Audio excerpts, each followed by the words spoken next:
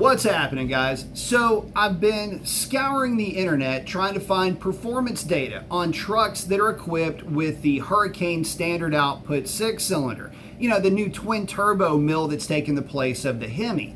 And it's got some pretty impressive rated numbers: 420 horsepower, 470 pound-feet of torque. You would think that at this stage of the game, the owners of those trucks, and there's quite a few from my understanding, would have already put that thing on a dyno, or would have had draggy videos, or maybe they actually even took it to a real-life drag strip and ran the thing.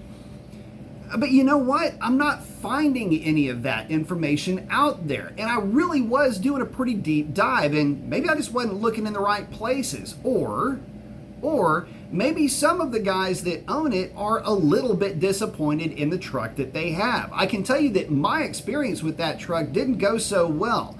It was a crew cab, four-wheel drive truck with 355 gears. When I drove it, it felt very soft, unresponsive. Quite a few folks responded to the video where I was discussing my concern about that, and they were saying, well, you don't know what you're talking about. That engine is so much more powerful. Well, maybe, because I found out that those trucks don't perform well at all when you have 87 octane in the tank, and the truck that I drove was confirmed to be full of 87 octane. Well, it wasn't making the peak power. In fact, the owner's manual reads that if you want optimal power, you gotta run premium fuel. So maybe with premium fuel, my experience would have been far and away better. But I did draggy that truck, and it didn't do so hot. 0 to 60 was about 6.3 seconds. Of course, that's nothing to sneeze at, but, well, other vehicles are significantly faster. And when I say vehicles, read into that pickup trucks. But that's really not the point, because I can't compare my experience with somebody who's actually had the opportunity to run the right gas in that truck. I figured at this stage of the game there'd be dyno numbers and all the other stuff that you would want to catch up on if you're a performance enthusiast. And, well, so far as I can find, there's none of that. So I have to ask, why is that? And I got to thinking, maybe the owners of those trucks just really aren't performance enthusiasts, which is weird, because why would you buy a truck like that so early in its release unless it's mainly for the power that the engine can produce? I mean, you got to remember that Ram has a storied history of making hot rods, and when the Hemi was very first released, it was released in the Ram. 345 horsepower. You guys might be old enough to remember the commercials. That thing got a Hemi in it.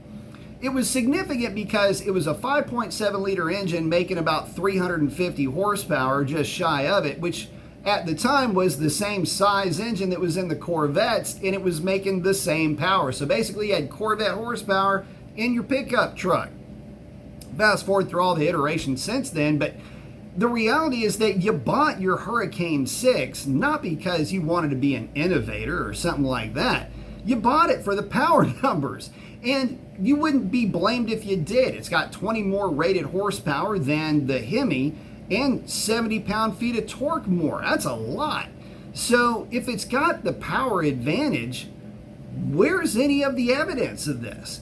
And I need something to basically wash the taste out of my mouth of my experience with the truck that I drove.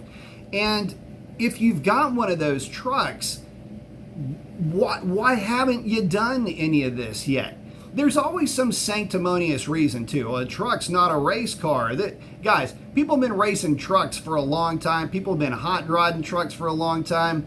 And don't try to play coy. You bought the thing because you saw a horsepower and torque number and you figured that truck was going to stomp all over a Hemi or a 5.3. Or maybe you even thought you could mess with one of the 5-liter Coyote trucks. I don't know. But you didn't buy it just because you needed reliable transportation. No, you bought it because you figured it'd be a hot rod. So, I'd love to see somebody doing hot rod stuff. If you're watching this video and you've done it, link it up, put it in the description. I would love to see it. I'd love to support you.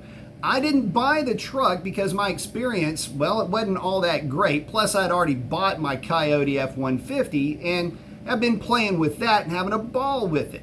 But I was not opposed to flipping them and getting that truck if my experience would have been as overwhelming as my experience was when I drove the HO variant of that engine in the Grand Wagoneer. Had the pickup truck performed anywhere near that, and I would have that Ram sitting right behind me in the shop. But it didn't play out like that. But I want to know what your experience is. I want to be able to support the cause. Even though I don't have one of them, I'm interested to see how durability, fuel economy, and everything else plays in the daily life of those trucks. Keep in mind, I still have Buffy, my 2017 Ram 1500 work truck, with 200,000 miles on the clock, and she's running better than ever.